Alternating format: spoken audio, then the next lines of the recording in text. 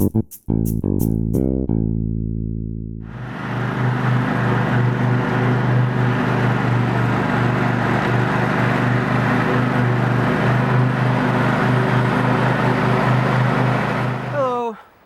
So I've had this garden tractor here for going on 4 years. I put 106 hours on it, and I just did the 100-hour maintenance recently and fixed a couple of problems that I've had. So I thought now would be a good time to go over this tractor a bit and do kind of a long-term review, give some of my opinions, and talk about some of the good things and some of the bad things about this tractor. So with that said, what we have here is a Husqvarna. The model number is a GTH52 XLS. It has a Briggs & Stratton 24 horsepower endurance engine. It has a Tough Torque K66 ELD hydrostatic transmission. Now ELD means electronic locking differential. So it has the locking diff here, which locks in the differential in the back so that you get better traction going up hills and that sort of thing. It also has a 52-inch mowing deck. And when I purchased this almost 4 years ago, it came with the 3-year warranty on the tractor itself, a lifetime warranty on the 52-inch mower deck, and retailed for about $33.99. But I ended up getting it for a really good deal at Lowe's on sale for $25.99. So I mentioned this is a garden tractor. So for those who don't know, a garden tractor is basically a heavy-duty version of a lawn tractor. It's a bit bigger, a bit wider, has bigger wheels and tires that give you better traction. And typically a garden tractor has a higher towing capacity than your average lawn tractor. And that's good for towing heavier loads. I use it for hauling firewood and rock and bricks and things like that. And you can also pull garden implements with the garden tractor without worrying about it getting beat up too much. So that takes me to the next point, which is why did I buy this to begin with? So when I moved out here, I have about 2 acres of grass that needs to be cut. And I initially had a John Deere lawn tractor. It was an entry-level D105. That's a fairly light-duty lawn tractor. And I have a lot of hills, a lot of uneven terrain, and I was working that little lawn tractor really hard. So after a few years of ownership, I began worrying about the durability of that light-duty tractor and thought it was time to upgrade. So I did a lot of research. I ended up with this Husqvarna here. So I'm going to tell you a little bit about how my experience has been with this garden tractor. Okay, so let's talk about the primary features of this tractor. So first of all, the engine. It's a Briggs & Stratton Endurance Series. I haven't had any problems with this engine whatsoever. It's been perfectly reliable. It fires up every time, very, very easy starts. It does have an automatic choke, which definitely helps. And also the engine's really strong, it's really smooth, and doesn't burn any oil. Likewise, the Tough Torque transmission has also been reliable, no issues at all. It's really smooth, and it definitely beats out the old CVT transmission that I had in the John Deere. Okay, let's talk about the mower deck. So it's a 52-inch deck.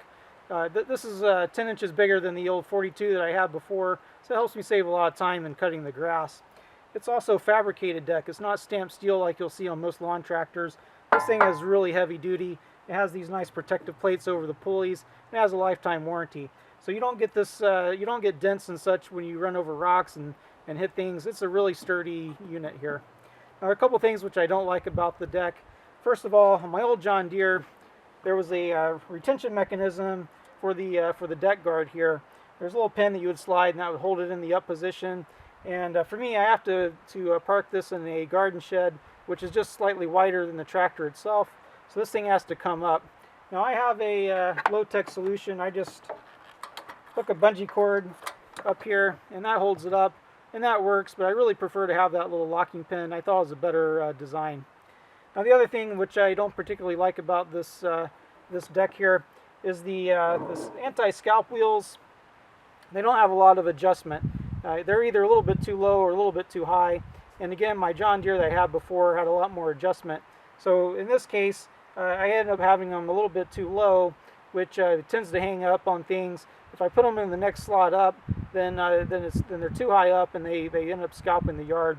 So I think John Deere did a little bit better job on having a wider range.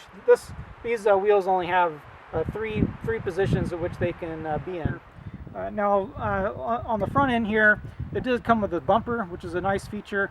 The lawn tractor that I had before didn't come with a bumper. I had to purchase that separately, and this really does help to protect the tractor a lot, so I really do recommend having a bumper. Now one thing I don't particularly like about the front end of this this tractor is that I get a lot of dirt inside the lens here, the light lens, and I never saw that on my John Deere before. I think it's because the light sockets really just don't seal well. Now, another feature on the front end is this steel hood. Now, John Deere, and including the John Deere I had before this one, came with a plastic hood. Now, I don't have any particular issue with plastic. Actually, I think the hoods that they were making were strong. But the issue I had was that it scratched really easily. Now, this one scratches too if you're driving it into brush and that sort of thing. But I've been able to buff out the scratches pretty easily. This is basically just like a car. You know, you get a scratch in the paint, you can buff it out if it's not too deep. But I noticed with that plastic hood on the John Deere that when I got scratches in the plastic, they tend to stay in the plastic, and you couldn't really just buff them out. And it got scratched really easily, more easily than I've noticed on this guy. So I guess I'm a fan of the steel hood. Now, I think this is a pretty neat feature. This is actually a 12-volt adapter here. Now, I suppose if you're running accessories or need to charge your phone, this would be a really nice thing to have. But I'll be honest, in the last 4 years I've owned this, I've never used this feature once. Now, let me talk about the throttle adjustment here. Now, I actually like this knob. I mean, it's nice and sturdy feeling. But one thing I found is kind of odd is that you get almost no RPM difference between this low speed here until you get right up to about here. So it almost seems like this amount of movement does nothing at all at the engine. So that's not exactly a problem per se, but it's a little bit strange, and I think they could have done a better job in making this a more linear response. Okay, moving to the back here. So one thing that I noticed is these grab handles. These are really great. I really like these. They're really stout and heavy duty, and these help to really stabilize you when you're on the tractor, and they work good as grab handles for moving the tractor back and forth if you need to pull it or push it around. So these are really nice. Now, a couple of things I don't particularly like. First of all, you may see that some of the numbers are no longer existing here on this selector for the mower height. The 3, 2.5, and 2 are almost completely gone. Right after I bought this tractor, I was filling it with gas, and a little bit spilled down and just completely wiped out those numbers. So evidently Husqvarna didn't use a solvent-resistant paint here. Now, here's something else I wish was a little better on this garden tractor, and that's the sight window for the fuel level. Now, on my cheap John Deere that I had before, there was a little float that went inside the tank, and it would just move this little indicator up and down. It was very highly visible from the driver's seat. This one's really not. It's really difficult to tell how much fuel you have from the driver's seat just by looking through that sight window. This sight window, to me, is almost useless. Now, we'll talk about the seat a little bit. The seat's great. It has a high back on it. I really recommend the high back. You know, that's one thing that this does a lot better than the John Deere I had before. It's much more comfortable. Part of that's because of the size difference. You know, it's wider and longer. But the seat is another big difference. The John Deere had a really terrible seat. Had a low back seat. Now, under the seat is a pretty unique feature. This is a reserve fuel switch. So if you run out of gas, you take this switch and you switch it over to the other side, and that gives you access to the fuel at the very bottom of the tank. So that gives you enough gas to get back up to the garage or shop so you can fill it back up. I've used this several times, and I think this is a great feature, and I haven't seen this on a lot of other tractors. Now, up here you have the on-off switch for the electronic locking differential, and just below it, this is a feature which kind of surprised me a little bit. It's a feature which I really like. This is an electronic engagement for the PTO. So in other words, to turn on the mower on and off.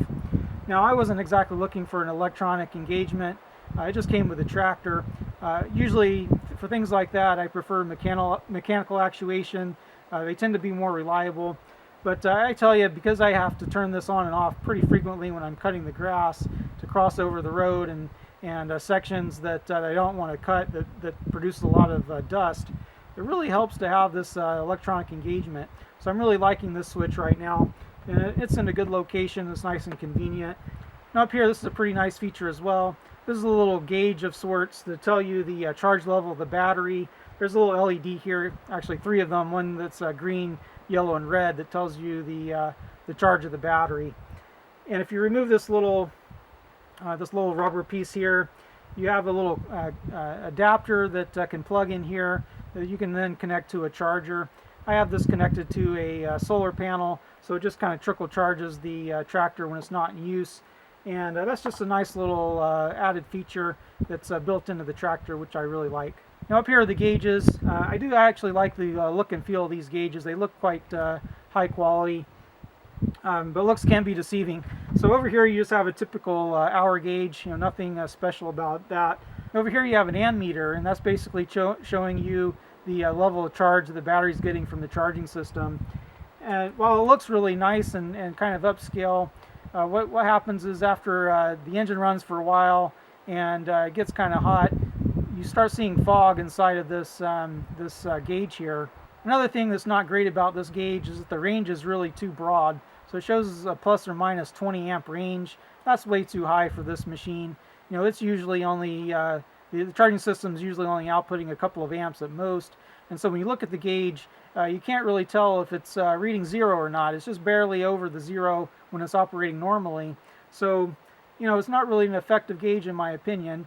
They should have the range at maybe 4 or 5 amps, and then it would actually be useful. But as it is, it's not very useful because you can't really tell if the charging system's working or not working until it gets really bad. So I would just as soon not have this particular feature and maybe save some money or put the money into something else like a fuel gauge. Now over here, this is kind of a neat feature, I suppose, if you're cutting football fields, but it's completely useless to me. I've never used it. This is a cruise control feature, so you can turn that on just like in a car if you want to set the machine at a constant throttle. But for my yard, it doesn't make sense. I'm constantly on and off the throttle, going forward and reverse constantly. So what I found is as soon as I set this, I have to disengage it because I have to slow down or speed up. So I guess it's a neat feature for some people, but completely useless to me. Now, just about all riding mowers these days have some sort of safety mechanism to make sure you don't accidentally mow in reverse and end up running over something. Now, the way that works on the John Deere is every time I put it in reverse to mow, I would have to push a little button to disable the safety feature. On this, after you crank it up, you just turn the ignition switch one notch to the left, and that allows you to mow in reverse for the rest of the time. Okay, so I want to talk a little bit more about some of the issues I've had with this garden tractor and how I've resolved them. There's a 7-pin connector here which attaches to the ignition switch, and as the tractor vibrates, it gets loose over time. And so what was happening is I hit a bump and it would get so loose that the tractor would lose connection and it would just shut off completely. And I would just pop the hood and run my hand on the underside here and push up on it and get it tight, and then it would fire right back up. But that became a little cumbersome and I was getting kind of tired of having to do that. So when I brought the tractor in to do the 100-hour service, I went and looked at this connector to see what the problem was. And ultimately, I really think, in my opinion, that this is a bad design. I don't think the switch itself is a bad design necessarily, but more of the implementation. So this is basically a 7-pin connector that attaches to this ignition switch, and inside the connector you have these female blade style connections like this here. And basically over time, the connection gets weak. These little connectors, they wear out essentially, and there's too much of a gap between the female and the male counterpart, and so they become loose. And so in order to fix that, essentially what I did is I just used a really small screwdriver and pushed it into the connector for each one of those 7 blade style connectors. I just bent down the tops of these so that they make a nice connection. And after I did that, that connector was noticeably tighter as I was putting it back onto the switch. And I think that resolved the issue. Then after I did that, you can see I've got this wrapped with this red silicone tape. This is a self-fusing silicone tape. I use this stuff a lot, and basically it keeps out dirt and debris and water and that. But in this case, I'm using it to sort of adhere that connection to the switch itself so that it doesn't get loose quite as easily. It seems like this switch was possibly designed to have some sort of retention mechanism. And I noticed something on the switch which I'd never seen before. If I were to remove this red tape, there's actually exposed copper.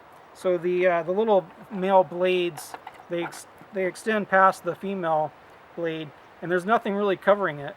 So it kind of seems like there should be a collar here, maybe a locking collar that protects that copper and also keeps the connector from loosening up. The next issue is this guy here. So this is the locking rear differential. It's an electronic locker. Basically what happens here is when you turn this switch on, there's a little motor mounted to the back of the transmission, and it moves a little rod back and forth. And so when you turn this on, it applies 12 volts to the motor, and it locks in that little pin.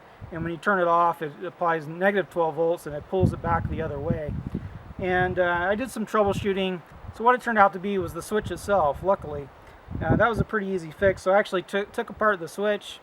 It's pretty easy to take apart. There's just a couple of tabs. You pop those with a screwdriver and just very gently pull it apart. So once I got the switch taken apart, I noticed there was a lot of dust and debris inside the switch, right on the contactors. So that was what was preventing this from making good contact.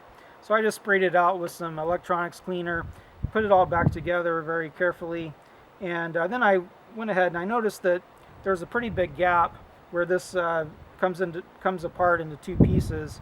So once this was put back together, I went ahead and put some sealant. You probably can't see it there, but just some black silicone, put a bead all the way around it to make sure that this is sealed. So hopefully it doesn't fill up with dust and debris next time, and it'll last a little longer.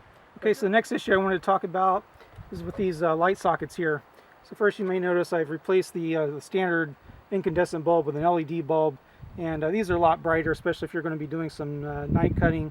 These work much better, and they're not that expensive. You can get them off of Amazon. But at any rate, that's not what I wanted to talk about. It's the socket itself, which was really problematic. This is a really cheaply made socket. The first issue that I noticed is that these little connection points that are inside the socket, the metal tabs, they would get really loose inside the housing here. And so the first thing I did, I took off these connections and I put some really strong adhesive inside, and that affixed these little connectors to the housing so they don't move around. Once that was done, then I bent out the connection points so that that provides a lot more tension to the bulb. That was another issue. Again, go over a bump and the lights would go out, one or the other. So now it's the bulb fits really tightly there, and it has a really nice connection.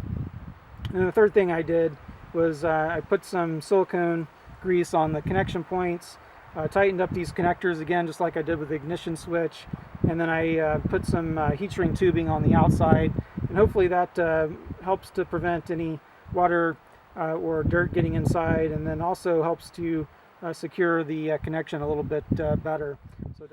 Okay, so another issue I've had is with that left side gauge there, the ammeter, that tells how much current is going into the battery from the charging system, and after you run the engine for a while, you can see it gets really foggy.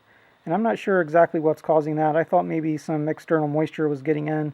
So I completely sealed the glass on the top side and also on the bottom side. But as you can see here, that didn't resolve the problem. So I'm not sure what's going on there. It's a pretty minor issue, but an issue nonetheless. So to summarize, as a mower, this garden tractor works pretty well. It has plenty of power. It doesn't bog down. It's never plugged up the mower deck. It has a nice tight turning circle, and it produces a nice even cut. Now as a tractor, again, plenty of horsepower. I can tow pretty heavy loads with this, and I never had any issues whatsoever. And again, with the electronic locking differential, has plenty of traction to go up the steep hills that I have in my yard, and that's a benefit whether you're cutting the grass or whether you're pulling a load. Now, while it hasn't been as reliable as the John Deere it replaced, I believe over the long term it's going to be a more durable machine. And with that said, it was a lot cheaper than the equivalent John Deere as well. So overall, considering the price that I paid, I'm pretty happy with this garden tractor. So I hope you learned a little something today, and as always, thank you for watching.